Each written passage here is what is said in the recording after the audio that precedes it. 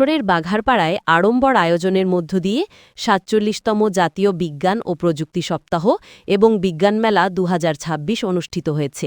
গতকাল উপজেলা পরিষদ মিলনায়তনে মেলার উদ্বোধন করেন বাঘারপাড়া উপজেলা নির্বাহী অফিসার ভূপালী সরকার। মেলায় একই সাথে ১০ম জাতীয় বিজ্ঞান অলিম্পিয়াড এবং ১০ম জাতীয় বিজ্ঞান বিষয়ক কুইজ প্রতিযোগিতাও অনুষ্ঠিত হয়। জাতীয় বিজ্ঞান ও প্রযুক্তি জাদুঘরের তত্ত্বাবধানে আয়োজিত এই কর্মসূচিতে পৃষ্ঠপোষকতা করেছে বিজ্ঞান ও প্রযুক্তি মন্ত্রণালয়। মেলা প্রকল্পের নাম কি? উন্নত গ্রামীণ জীবনযাত্রা। আলোকসজ্জা সাজসজ্জাগুলো থাকে, তো সেগুলোর জন্য তোমার জ্বালানিটা অপচয় করা হয়। কোন তেল এটা? মানে মধ্যপ্রাচ্য থেকে আমরা কোন তেল আনি?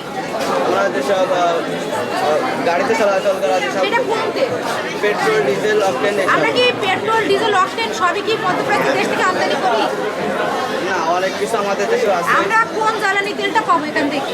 এখান থেকে আমরা বলে দিলাম পচনশীল দ্রব্য। সেই জ্বালানি তেলের নাম কি হবে? পচনশীল দ্রব্যটাকে আমরা তাপ দিয়ে এখানে আমরা পেট্রোল উৎপাদন করতে পারবো এবং পেট্রোলটা আমরা প্রক্রিয়াজাত করে ডিজেল অকটেন তৈরি করতে পারবো।